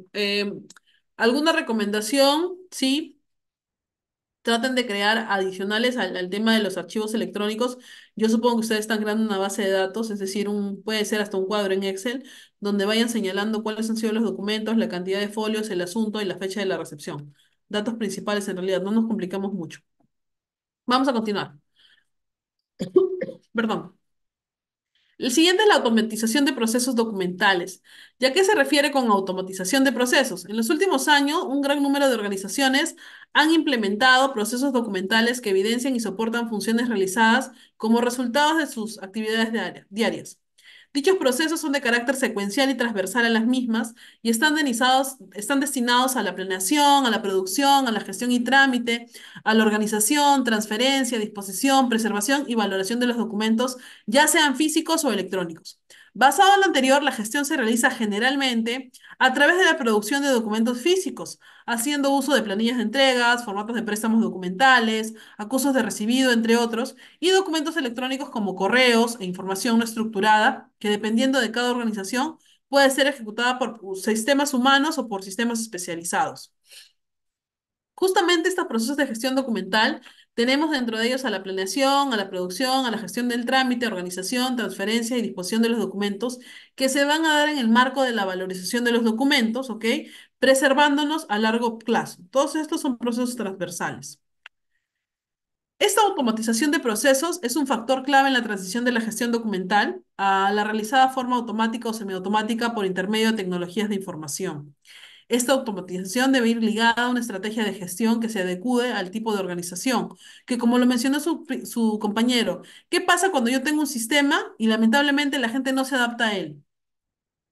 De esta manera se puede determinar que la automatización de procesos documentales conlleva una serie de oportunidades para las organizaciones, como son la reducción de costos, la programación automática de tareas, el control y seguimiento de las mismas en tiempo real, permitiendo la generación de reportes, disminución de tiempo que derivan aumento de productividad, evitando procesos por errores operativos, todo esto con la conformidad de los marcos regulatorios existentes en las políticas de cero papel. Una vez definidos y analizados, nosotros vamos a pasar por las siguientes etapas. En primer lugar, el análisis de la situación actual de la organización, que es hacer un pequeño diagnóstico, cómo es que yo estoy respecto al tema de documentación. Segundo, establecer resultados esperados. En este punto, se debe presentar una propuesta de alcance que tendrá el proyecto, beneficios y a dónde se quiere llegar con el proceso de automatización. ¿Ok? Modelos de procesos es una etapa en la cual se realiza la diafragmación y estructuración de flujos de negocios, mostrando de forma detallada cómo se va a realizar este proceso. Para ello se debe analizar en cada uno de estos procesos documentales, identificar su comportamiento, las actividades importantes. Cargas operativas, documentos generados, con el fin de que estas actividades pasen a ser ejecutadas por el sistema en cada uno de los modelos de proceso para que deben ser evaluados y aprobados por la instancia correspondiente en la organización. En caso de que surjan modificaciones necesarias, estas deben ser realizadas hasta su aprobación final. La implementación, que va a consistir netamente en ejecutar y desarrollar bajo la metodología de propuestas los procesos de negocio aprobados anteriormente bajo herramientas acordadas al inicio de un proyecto. Las pruebas, que son la fase en la cual se realizan pruebas de los procesos implementados con el fin de validar que lo implementado cumpla con los requerimientos definidos al inicio del proyecto. En esta fase se puede identificar cuellos de botella y oportunidades de mejora. Uno de los objetivos de esta fase es lograr la aceptación por parte de los funcionarios para avanzar al siguiente paso. La gestión del cambio, que definitivamente es una etapa muy importante, permite y complementa la implementación exitosa de la automatización de procesos documentales, ya que prepara y apoya a los futuros usuarios en la aceptación, el uso de las nuevas herramientas desarrolladas, que justamente es un punto importante para que el sistema sea adaptable a los trabajadores. Para ello se debe contar con un plan para educar a los trabajadores sobre los cambios realizados. Y es que muchas veces nosotros somos renuentes al cambio porque no lo conocemos o no sabemos qué es lo que nos va a beneficiar de él.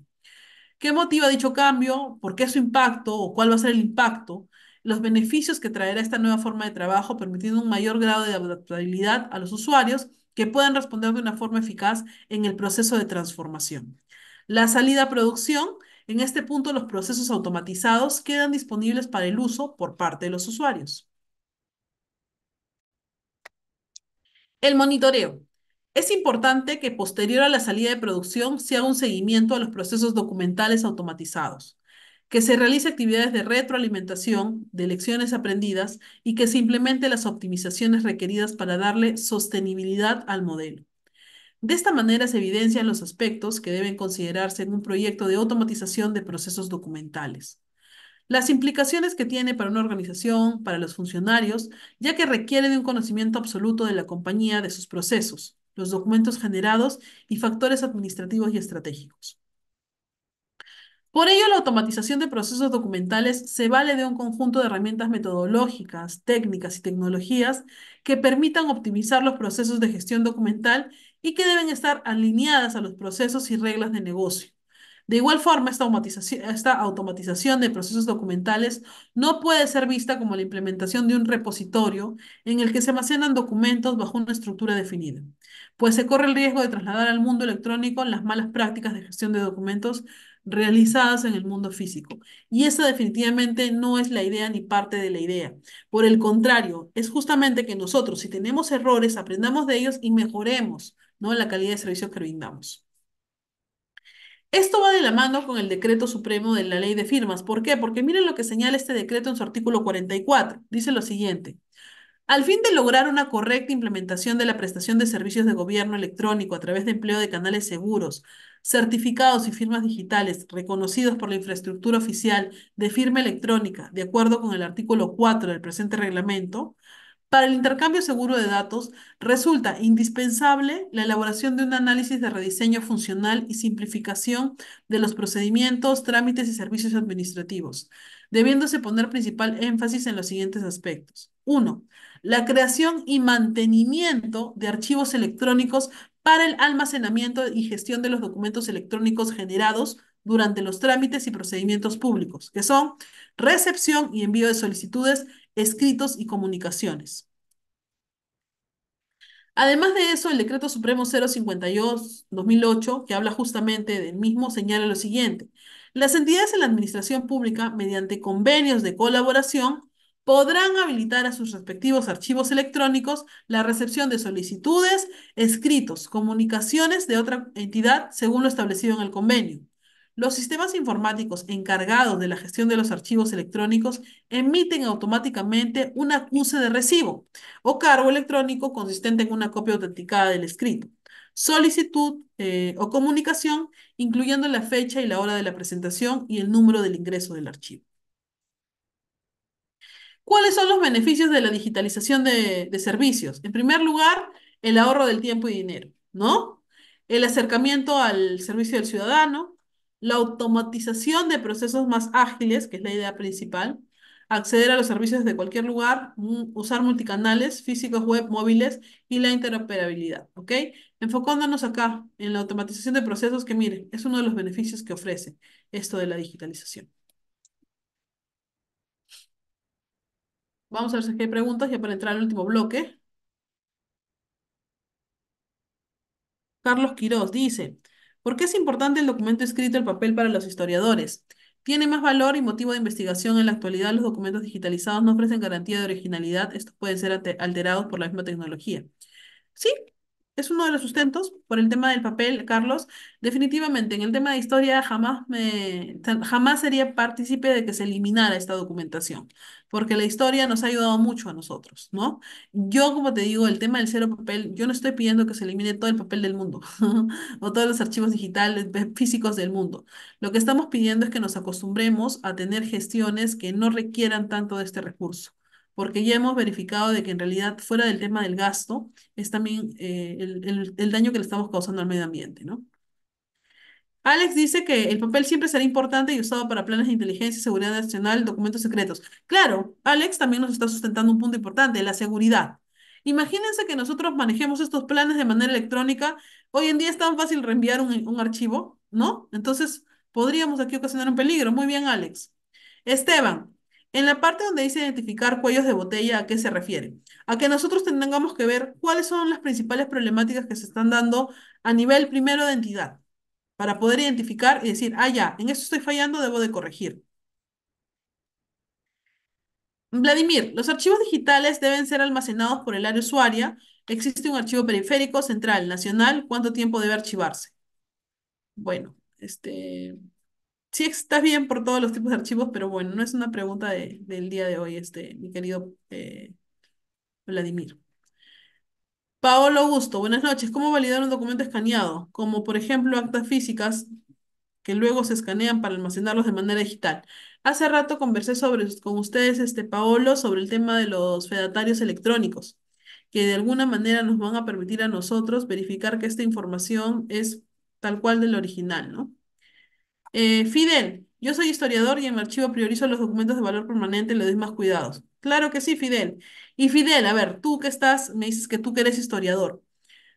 Definitivamente yo no estoy de acuerdo y nunca sería partícipe de que se elimine parte de nuestra historia, que son documentos, etcétera. Perfecto.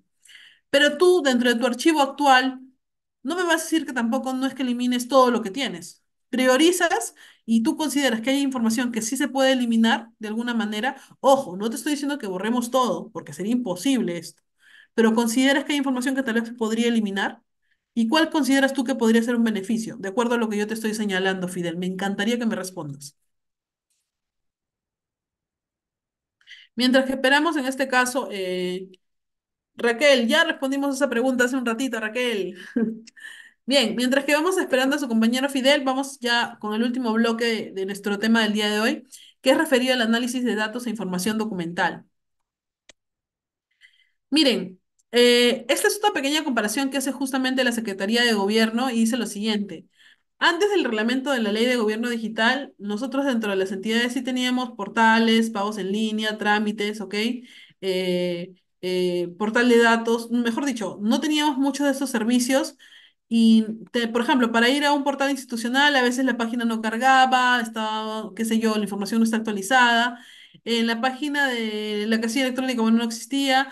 Si no tenía una mesa de partes digital, tenía que ir físicamente y, bueno, tengo que ir físicamente y entregar el documento. Para realizar cualquier tipo de pago tengo que hacerlo en la misma institución, ¿ok? No existe ningún tipo de trámite de servicio digitalizado.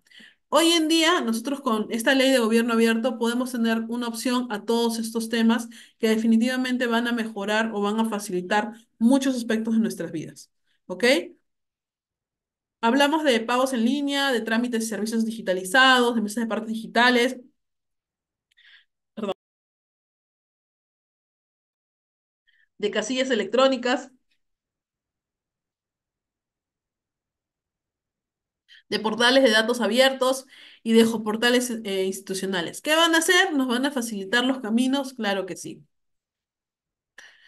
El reglamento del decreto legislativo 1412 señala dentro de su artículo 66 algo muy importante respecto al marco de la gobernanza y gestión del Estado peruano. Dice lo siguiente. El marco de gobernanza y gestión de datos del Estado peruano es dirigido, supervisado y evaluado por la Presidencia del Consejo de Ministros a través de la Secretaría de Gobierno Digital. Miren qué importante es esta área. En su calidad de ente rector de los gobiernos de datos, emiten lineamientos, especificaciones, guías, directivas, normas técnicas y estándares para la aplicación de la gobernanza y gestión de datos por parte de las entidades en la administración pública a fin de garantizar a nivel básico y aceptable la recopilación, producción, procesamiento analítico, publicación, almacenamiento, distribución y puesta a disposición de los documentos o datos gubernamentales, haciendo uso de tecnologías digitales y emergentes. ¿Ok? Justamente nosotros a través de esta gestión documental o de este análisis a la gestión documental vamos a poder observar algo. Calidad de datos que tenemos, liderazgo y estrategia, la valoración de estos datos, la cultura de estos datos, la responsabilidad de todos y que definitivamente que esto conlleva un cumplimiento y un riesgo respecto a la norma. Como todo, tiene su parte buena y su parte mala, y eso creo que lo hemos mencionado. Yo no estoy diciendo, en realidad, y jamás lo diría, que el tema del gobierno digital, uy, va a solucionar todos nuestros problemas, va a hacer que las entidades sean al 100% las top de tops. No, porque parte del gobierno digital somos nosotros, los trabajadores de esa entidad.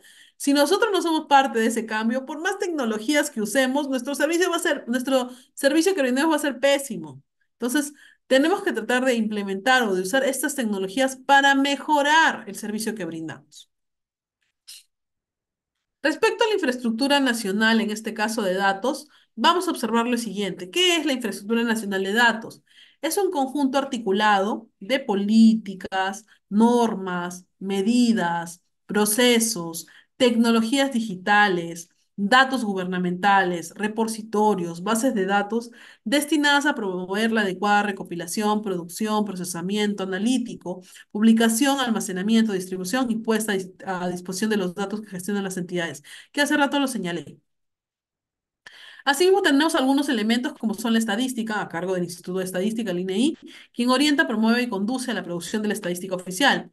Privados o personales a cargo del Ministerio de Justicia y Derechos Humanos, ¿ok? En este caso, que promueve la Autoridad Nacional de Protección de Datos Personales, la que orienta, promueve y conduce en la materia de protección de datos. Datos georreferenciados por medio de la Plataforma Nacional de Datos Georreferenciados y datos abiertos, ¿no? Por medio de la plataforma también de datos abiertos. Esta es parte de la infraestructura nacional de los datos. Tenemos aquí, por ejemplo, en esta plataforma, ¿no? Cuando hablamos de gobierno de datos, nos dicen que en el marco de datos, en el marco de gobernanza de datos del Estado peruano, está constituido por elementos técnicos y normativos que establecen requisitos mínimos en las entidades que se deben implementar conforme a un contexto legal, tecnológico y estratégico para asegurar un nivel aceptable en la recopilación, procesamiento, publicación, almacenamiento y apertura de los datos que la administre. ¿Ok? Esta gobernanza de datos actualmente se viene trabajando por un plan piloto para establecer un marco de gobernanza que va a promover al resto de entidades, por ejemplo, en primer lugar, recolectando y generando, ¿ok? Información, almacenamiento y protección de esa y procesamiento de esa información, compartir, curar y publicar, lógicamente buscando el valor único, el valor público y usar y reutilizar, ¿ok? Las estrategias nacionales que tenemos es la Estrategia Nacional de Gobierno de Datos, la Estrategia de Inteligencia Artificial. ¿Qué es el análisis documental? Que es uno de los puntos señalados en nuestro blog. Es una de las operaciones fundamentales de la cadena documental. Se trata de una operación de tratamiento. El análisis documental es un conjunto de operaciones encaminadas a representar un documento y su contenido bajo una forma diferente de forma original, con la finalidad de posibilitar su posterior recuperación e identificarlo. El análisis documental es una operación intelectual que da lugar a un subproducto o documento secundario que actúa como intermediario o instrumento de búsqueda obligado entre el documento original y el usuario que solicita información. El calificativo de intelectual se debe a que el documentalista debe realizar un proceso de interpretación y análisis de la información de los documentos y luego sintetizarlo. Justamente el análisis documental se produce un triple proceso. ¿Cuál es? Un proceso de comunicación que posibilita y permite la recuperación de información para transmitirla. Un proceso de transformación, que es en el que el documento primario es sometido a operaciones de análisis y se convierte en otro documento secundario. Y un proceso analítico sintético, que se da porque la información es estudiada, interpretada y sintetizada minuciosamente. ¿Ok? La recuperación básica y pertinente de documentos web mediante un sistema automático de búsqueda, como pueden ser los buscadores, que mediante directorios clasificatorios se hace cada vez más complicado debido al gran número de páginas existentes y de la poca fiabilidad que están mostrando los métodos basados en iniciación y recuperación automática. Los lenguajes de marcas como HTML o XML, ¿ok? Que usan un metalenguaje, sobre los que asientan el diseño de páginas web que permitan la incorporación de etiquetas en la que el propio autor del documento puede asignar materias que considera apropiadas para representar el contenido de su página que está creando, incorporar un resumen, una descripción, un documento web, es decir, que de alguna forma las entidades se preocupen en poder seleccionar toda la información que contiene, lógicamente utilizando ¿qué? Los metadatos. La constitución de un análisis documental va a tener puntos principales como son el de la indización, que es el ingreso de esta información a sistemas, la clasificación previa de la documentación y un resumen, en donde yo voy a poder entregarle al usuario qué es lo que yo contengo como plataforma digital. Lógicamente, logrando qué cosa, una descripción física. La indización o descripción característica con palabras claves o descriptores, el resumen o descripción sustancial y una correcta clasificación. Cuando nosotros hablamos hace rato de metadatos, ¿qué son los metadatos? Ya lo hemos mencionado anteriormente, pero solamente para reforzar. El término metadato es aplicado a la información distribuida en Internet que se define como datos acerca de datos. Es una clasificación sobre la clasificación. ¿Quién asigna los metadatos? La idea que hay detrás de estos estándares de metadatos es crear una estructura simple que permita al propio creador del documento asignar sus metadatos. Los metadatos son datos estructurados que describen otros datos. Los metadatos proporcionan la semántica necesaria para entender un dato de definirlo, contextualizarlo y describir sus características y sus relaciones, sus referencias de uso, sus formas de representación e incluso sus valores permitidos, con la finalidad de garantizar su disponibilidad, accesibilidad, conservación e interoperabilidad con otros sistemas. La gestión de metadatos es el proceso de valoración. Las entidades públicas deben considerar los metadatos relacionados a los documentos archivísticos digitales, de acuerdo a su ciclo de vida, como serie documental, periodo de retención, entre otros. Son datos sobre datos, ¿ok? Puede ser texto, voz o imagen. El metadato ayuda a clasificar y encontrar datos. Bueno, aquí está alguna de las clasificaciones que se podrían dar en los metadatos como autor, título, categorías, editorial, precio, descripción, ISBN, idiomas. Miren, de manera formal, podríamos en este caso decir que un metadato es que un metadato en este caso es un dato que se encarga de mantener el registro sobre el significado, contexto, propósito de un objeto normativo, informativo, de tal forma de poder descubrir, entender, extraer y administrar este objeto. En estos registros son de menor extensión que los objetos que describen y son creados de un formato corto y conciso. Para describir el tema de metadatos utilizamos mucho este tipo de ejemplo. Miren, en un producto, por ejemplo, nosotros vamos a utilizar metadatos como que, cuál es el nombre del producto, cuál es la lista de ingredientes, el volumen, el peso, las instrucciones para el uso, conservación, identificación del lote, permiso del Ministerio de Salud, fecha de vencimiento, país de origen, modo de empleo, identificación de la empresa. Tenemos muchos datos sobre datos, ¿no? Y así los vamos a organizar de mejor manera.